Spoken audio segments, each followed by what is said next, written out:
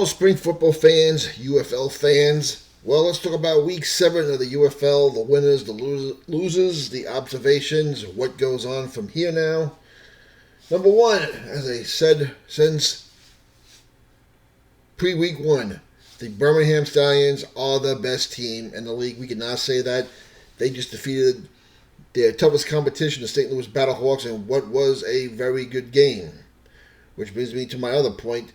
Number 2, that was the game of the year we saw on Saturday evening. St. Louis and Birmingham. 7 lead changes. 7. That is unbelievable. Before that, I would have said last week's Arlington, Michigan, and also Arlington, St. Louis games were great from start to finish. This was better. Now, granted, both teams did make some mistakes. Birmingham made some uncharacteristic mistakes, but they were also playing a much better team. They're playing the best team they played all year. And if you saw after the game, Andy Beck says, we'll see you at the end of the year. Only one way that can happen. They're going to play the championship game. Which brings me to my third point. For the sake of the league, as far as business goes, business. I'm talking about making money here. I think it's best that Birmingham and St. Louis do meet in the UFL championship game. I'm going to go take it from there, go on from there and say we pretty much have our Final Four set now. It's going to be Birmingham and Michigan in one game. And for the sake of attendance, I hope the game's at Birmingham. It pretty much will be. They already hold the tiebreaker. They meet one more time, but it would mean a total collapse for Birmingham not to have the home field of that game. And the second of all, it's in the league's best interest that the Battlehawks win that division so they can host that playoff game. And hopefully we can get up to 40,000 to 50,000 people in that XFL championship game. Which brings me to my next point. A.J. McCarron, ankle. I don't know the extent of the injury. I've been out all day. I've been busy. I've not heard anything. He did come back and play after what looked like a bit of a questionable hit on Birmingham. I know McCarron was complaining about it, but let me make this clear. For the Battlehawks and Birmingham Stallions to beat the championship game and have a good championship game, A.J. McCarron needs to be on the field.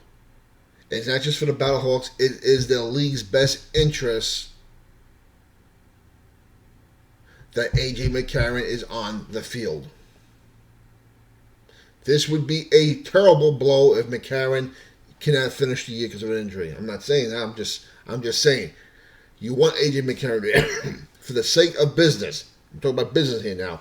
Survival, making money, ratings, advertising. You want McCarron in that championship game. I'm sorry. Listen, I'm a DC Defenders fan, but I'm a league fan first because without a league, we're not going to have a DC Defender on any team anyway.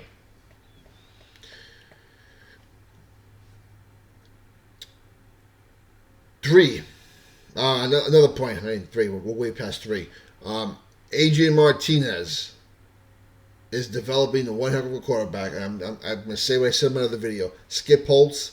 Stop pretending you have a 2 quarterback system. Just stay with Adrian Hernandez. He is hot. He is awesome. He is good for the league. And he's just more exciting than Matt Corral. I have no problem with Matt Corral because the big difference between Birmingham and St. Louis is if Martinez does go to injury, Matt Corral and J.V.R. Smith are capable of handling the workload. J.V.R. Smith has already won a championship. And he's a third string. St. Louis, you lose McCann for Tiano. Now everything's up in the XFL conference game. Another observation or a winner. Congratulations on the Renegades finally winning the game. I mean, they are a better team than the record indicates. They have lost 3 heartbreaking games. You could easily say they could be maybe 4-3, or at least 3-4. Who knows? But I'm glad we won't have a winless team. Now, on the flip side of that, we have 3 1-6 teams, which have all been eliminated from playoffs. The Renegades, the Roughnecks, and the Showboats, who have been an absolute disaster. I'm going to say it again. I cannot believe I picked that team to play Birmingham in the playoff game. I looked at that roster. I said, this is a damn good roster. Boy, did I miss that one. I think a lot of people did too. I'm not having 3 1-6 teams is not good for the league, and it's only going to hurt the attendance that much more. Now, fortunately for us, the ratings have been solid. The ratings were all good last week, and they were all good the week before. And because of this week's Stallions Battlehawks game, I'm interested to see that rating for that game, as well as both the Sunday games. I believe a lot of people thought that DC-Michigan game would be a lot better, and the Houston-San Antonio game was a good game. The only game I'm bracing for impact for would be the first game, Memphis and Arlington. And on the subject of attendance, again, it's on the attendance side, it's the opposite of the ratings. It's not very promising right now. And although the Birmingham Stallions did have their best crowd of the year, I think it was 14,056, for a team that's won 2 straight championship games and is 7-0, and you just played the game of the year against the biggest opponent of the year, I was hoping for at least 20,000. I'm sorry, I'm going to go there. Birmingham Stallions, not for nothing. What's holding you guys back? I mean, you guys drew more for the Birmingham Iron. And the AAF didn't have any advertising. Heck, they didn't have any TV networks. Another observation. I know the attendance thing is terrible to talk to, but you can't ignore either. I'm sorry, the USFL the conference is not holding up their end of the bargain. And right now, the way the Renegades are going, even they're not playing well. And that is the hub. Arlington is the hub of this league. And when you see a hub team doing that bad, and it's just not a good look. But hey, I still think things will be better next year. I really do. We get some consistency going in this league. If we can keep the same TV schedule, 2 games Saturday, 2 games Sunday on the main networks, and we start after the Super Bowl, which is what we should do because the weather's better down south. It's more playable for the players and the fans. It's a lot easier to go to the games. And the other teams are playing domes. The only team you have to worry about is DC, and DC has proven it's a show-me town. You win games, we will come. Listen, they drew, I think, 14,000 in the last game against Michigan, and the season was on the line. Washington is who they are. They are a show-me town. They always have been. And what else do we have here? The Michigan Panthers. Right now, the Michigan Panthers had the worst odds to win the championship game. I think they had the same odds as the Houston Roughnecks, and we've seen how those two teams have gone. Right now, the Michigan Panthers are 1 quarterback away from making a serious run. Because not for nothing, this team is better than last year's Arlington team, which made that run, which got hot and at the right time with Luis Perez.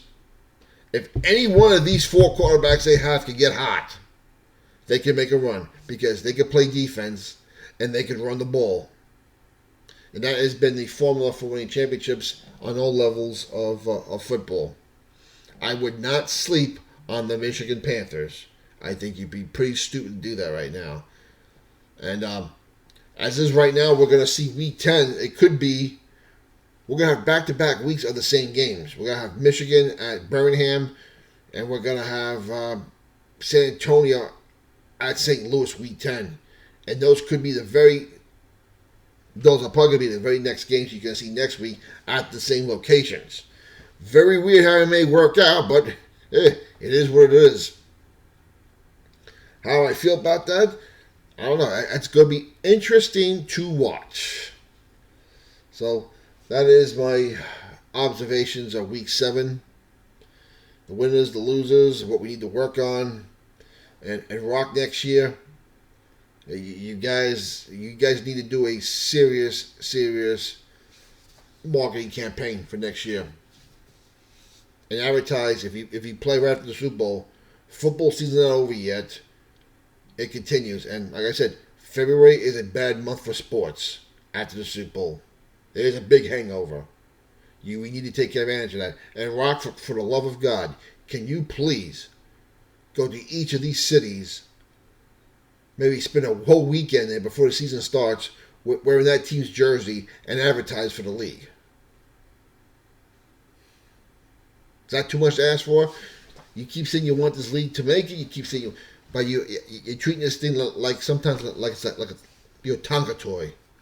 Do something else other than, hey, I'm the Rock, drink my crappy energy drink. I'm just saying. What's your opinion? Like to know? Leave your comments down below.